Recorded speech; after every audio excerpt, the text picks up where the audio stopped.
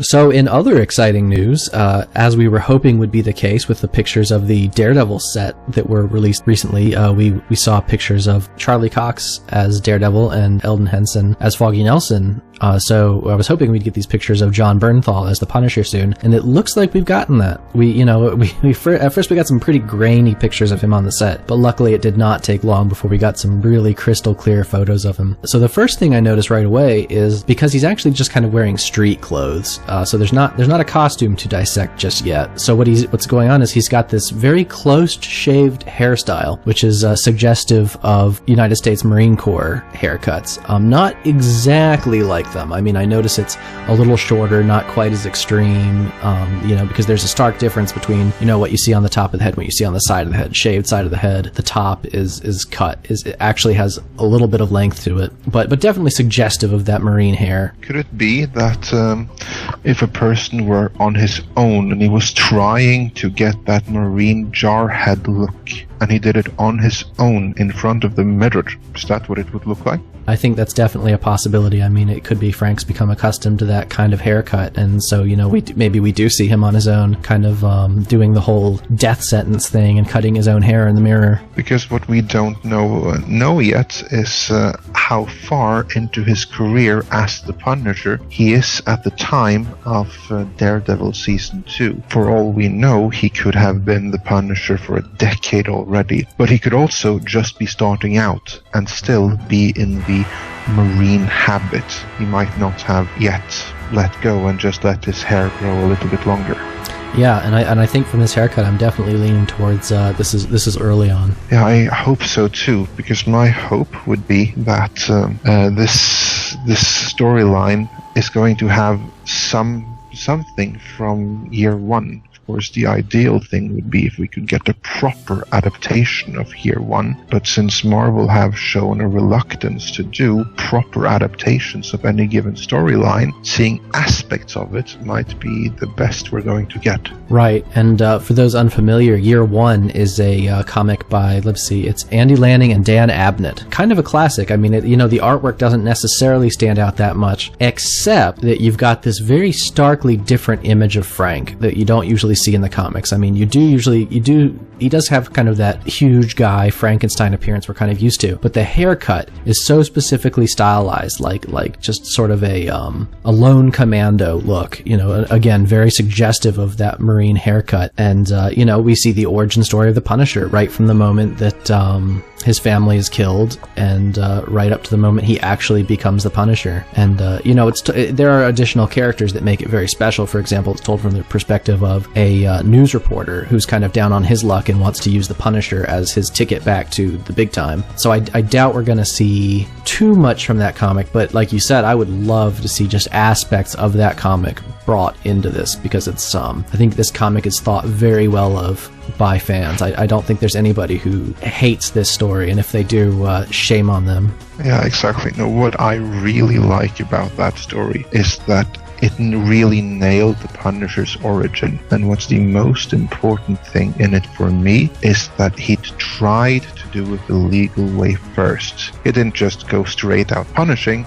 He did his job in it. It wasn't like sitting back for like 4 months and then being all grumpy when nothing had been done. On the contrary, he was willing and eager to help the police. He wanted to testify. He gave his testimony. It was only after the law had failed, when he had given it his best shot, only then did he take matters into his own hands. And that, I think, is something really defining for the Punisher. That it was a last resort when the system had failed that he took matters into his own hands. There really was a lot of detail in that arc for his character. I mean, like you said, that he went to the police for help, and they dropped the ball. He even tried going to the media and trying to help them expose this whole situation. But then finally, when the criminals, when he just realized what a stranglehold they had over the city and his situation, that's when he said, basically, screw it, and he puts on the bulletproof armor,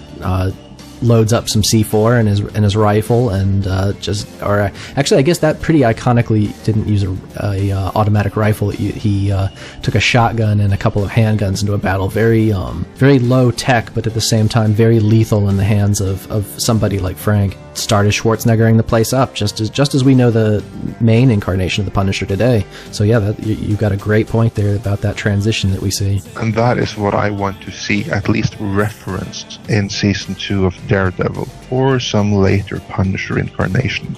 Because my single biggest issue with the 2004 Punisher movie is just that with the origin.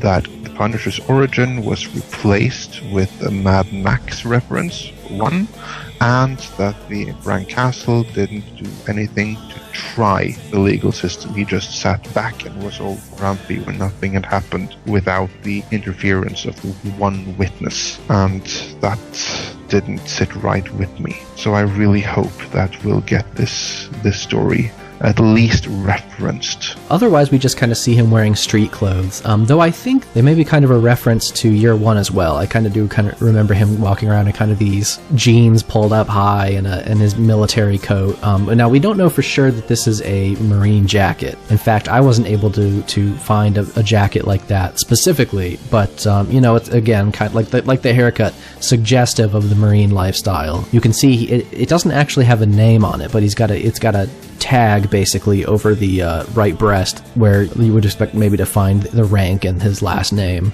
but hard to say. So in any case, very suggestive of Taxi Driver. I've heard more than one person reference that, especially the main character Travis Bickle. I hope that is a coincidence, because when I hear Taxi Driver brought up in conjunction with the Punisher, that's nearly always Tom Jane bringing up the comparison with what he wants for the Punisher, which I don't necessarily agree with. So I'd like to think, at least I hope, that is more of a coincidence. What I think instead is that this is Frank Castle trying to blend in, trying to dress inconspicuous the only way he knows how.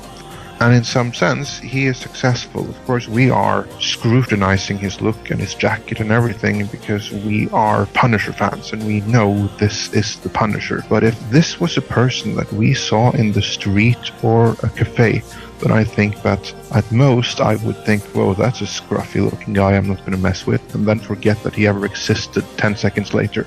Yeah. And that might be what he's going for. Yeah, I think that combined with, it looks like he's walking around with some espresso or something in a cup. At least I'm guessing that's the kind of look they're going for. This is definitely a guy who's just kind of trying to blend in on the street. Yeah, that's what I take away from it. And I think that, at least I hope that is the primary purpose of that outfit, and not bringing up any Taxi Driver, because I don't think there's any similarity whatsoever between Travis Bickle and the Punisher. Any Punisher that has any similarities with Travis Bickle is not the Punisher I can get behind. I think I pretty much agree. I mean, there may be some commonality in their backstories, but seeing the kind of characters they are is very different. So, in addition to those photos that we got on the set of Daredevil, we've also in past weeks seen that Jon Bernthal's been taking pictures with different comic books that he's been purchasing to read. So that list has a bunch of comics on it. So the very first one that we saw him with was Welcome Back Frank by Garth Ennis. Looked like the 12-issue trade paperback. We see a copy of Punisher, Circle of Blood, which was I believe the first large story arc told about the Punisher in his own book. We have the Punisher Max Jason Aaron. Well, it's a Punisher Max Jason Aaron trade. It's difficult to say exactly what it is, but I noticed it's hardcover and it looks pretty large. So I'm wondering if it might even be the omnibus, or the other possibility is that it's the Frank arc from Jason Aaron's run. Let's see, then we also have Punisher Warzone, The Resurrection of Ma Nucci by Garth Ennis, which was, not one of my favorites, but okay, if that's what they had on the shelf, I guess you could do a little worse. So then you have Punisher Volume 1, the trade paperback Black and White by Nathan Edmondson, which is the most recent run of Punisher. I believe it's the first 5 issues. I don't think they do 6-issue trade paperbacks anymore. I could be wrong on that. So what do you think of that list? Well, first and foremost, I was really happy to see Welcome Back Frank being the one trade that he advertised when he was first announced, in that one tweeted picture where he basically tells the world, yeah, I'm the Punisher. And the reason for that is that, to me, Welcome Back Frank, I know there's going to be some disagreements, but to me, that is the definitive Punisher story. And if you want to introduce someone to the Punisher, just give them a quick crash course. Welcome Back Frank is the way to do it, I firmly believe. So if that is his first introduction to the character, then that is a mighty fine first introduction and a great fundament to build more knowledge on. That's what I take from that.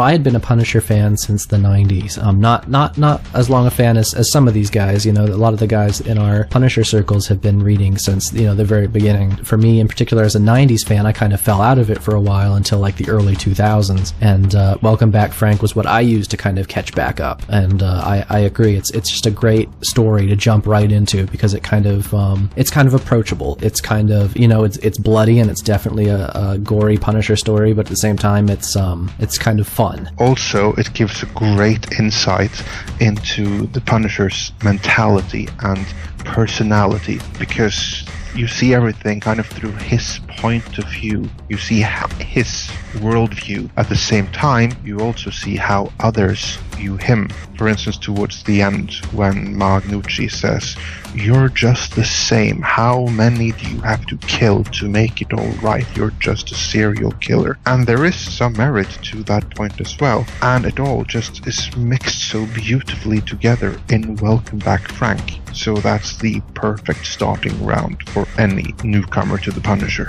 And probably one of my personal favorites. This is a story that I kind of tend to forget about sometimes. I mean, it's always there, but then when you reread it, you kind of come back to just what a wonderful character Frank is. I mean, Circle of Blood is a Stephen Grant story, and I believe Stephen Grant is the one who actually gave Punisher his name, Frank Castle. And this might even be the story that does it. And it's about him kind of coming back to terms with being one of the good guys. It's coming off of a story arc from Spider-Man where he's been shooting at litter bugs and jaywalkers. It turns out he was drugged, and that's kind of the kickoff point for this story, is him finding out who drugged him and then getting out of that. That's kind of his prison story arc. He gets out of prison and goes after Kingpin, and then this whole sequence of events is set in motion when people think Kingpin is dead. So that's definitely the first part where we start to see, there's a real philosophy, something very very complete about society that Stephen Grant is kind of hinting at here.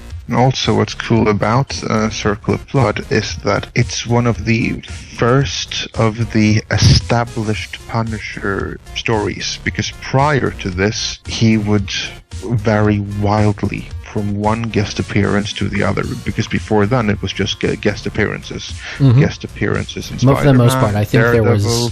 there was one or two like super action stories that were in black and white that were kind of standalone stories, but nothing on the scale of Circle of Blood. Exactly, that was where the modern Punisher was established, I think. Yeah. And the first of the proper old school stories, the ones that we consider canon, where it all started. Right, I completely agree. And I'm very happy to see him having some of these old school stories included in his reading list. So then you have some of this newer stuff on here too. So probably the thing I like the most of the newest stuff that he has is the Punisher Max Jason Aaron trade, which is, as I said, maybe it's the omnibus of the Jason Aaron thing. Not sure. What's your take on that? I hope so. Well, I was blown away by Jason Aaron's Max run, because to me, I thought the Max run just fell to the dogs after Garth Ennis left it. You had some good standalone stories, like the special issues, but the ongoing series was just blah. But Jason Aaron's run, holy crap, that was brilliant.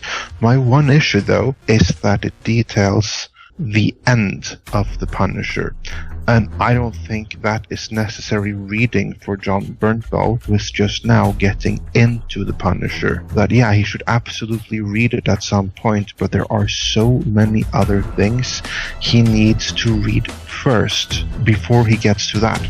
So that's like my one issue there, that he should read it, but he shouldn't read it yet. I agree with you, though. I think that story is definitely something that was kind of the icing on the cake for really long-time Punisher fans, especially people who had read Garth Ennis's entire selection of Punisher comics. I mean, that really was the cap on that. Great comic. I recommend it for anybody familiar with that stuff, but you're right. It's an odd choice for somebody who was just jumping into the character to review the relatively recent comic about the character dying. Yeah, the only good thing about it for Jon Bernthal to take away is that we learn, which of course is retro right put in, but I think it fits really well, is that on the day when his family was killed, he's announcing that he's leaving them anyway, because family life wasn't for him. And that is something that I thought was perfect. It just fit perfectly with his personality. And that's the one thing I hope Bernthal takes away from it. What I really liked with Steve Dillon's art, with that reveal, when Bullseye is in season 2 of Daredevil 2. Could it be? Maybe. Anyway, as I was saying before that eureka moment right there, was that we see that in the Punisher's face after Bullseye deduces that he was about to lead them, that he's shocked and stunned that someone could guess that, and he doesn't want the world to know that he wants to be this kind of martyr. And if it were to get out that he was planning on leaving them anyway, it would shake his legend to the foundations. That's something I've never thought about. I just thought that look was so perfectly captured in Steve Dillon's art right there. That's like one moment I've ever seen, but the only time I've ever seen the Punisher be stunned in shock and not knowing what to say or do. I have to give you congratulations for finding something positive to say about any of Steve Dillon's Punisher work. That's a feat. I actually have not been impressed by his artwork. Yeah, but I think that was perfect right there. Just like that shock and surprise. Beyond that, I guess you've also got the resurrection of Ma Nucci. I don't need to go too much into that one. That was actually a kind of an attempt. They used it anyway as a kind of an attempt piggyback off the Punisher Warzone movie, which there wasn't much to piggyback on in terms of popular success. No, but the story on its own is fine enough. It just came out too late. It should have come out 5 years earlier. Yeah, it was a very interesting. It was a sequel to basically Welcome Back Frank that returns several of those characters, and even one of those characters' offspring. How interesting that would come out so much later. I'm sure it's a fun read for Bernthal, but I don't think there's too much to take away from it for his characterization, but it's a fun read. And finally, I guess kind of in an obligatory fashion, he's got one of the newer trades by Nathan Edmondson. And it's not a bad story, and it certainly at its beginning was better than it has gotten. But those early comics from Nathan Edmondson, especially, just kind of an intent to copy the television shows that are popular at the time. I see a lot of influence from things like Dexter in there, for example. Just kind of lines, the way the character is they're trying to sort of make him lead a double life again, and it's it's okay. It's new, at least. It's fresher. Yeah, it's new, it's fresh, but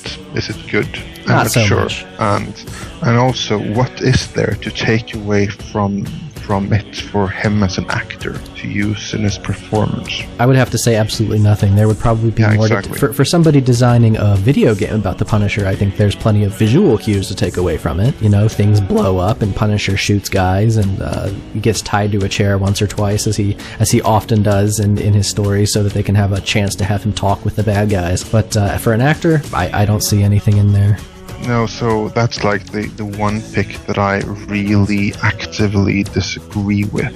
And what I think should have been in there instead is, 3 trade paperbacks I would like to see there instead. And one is from the Marvel Knights run. Right now I do not remember the name of it. I think it was the 3rd volume of the Marvel Knights paperbacks. The one in which the Punisher assists a South American drug lord escape captivity because he's been kidnapped. Oh, yep, I do remember that. And he does it all as a ruse to get all the gang leaders of all the mobster families in the same place at the same time to kill them all, which just goes to show that he's perfectly happy to go against his principles in the short run for a bigger win in the long run. So that's one I would have liked to see in there. And then there are a couple of the Max paperbacks by Garth Ennis. Ideally, he should read all of them, but if he can't read all of them, then he should really read the first one and Up is Down and Black is White, which is the most direct sequel to the first one. I've always wanted to see the Slavers kind of take on some bigger importance to the Marvel movie universe. It's hard to suggest as a first story, though. It's funny you should mention that, because we've never spoken about this before, but if I had to pick one Punisher story that would be perfect for film, it's the Slavers. And I can perfectly imagine a standalone movie, much like Dredd, being based upon the Slavers.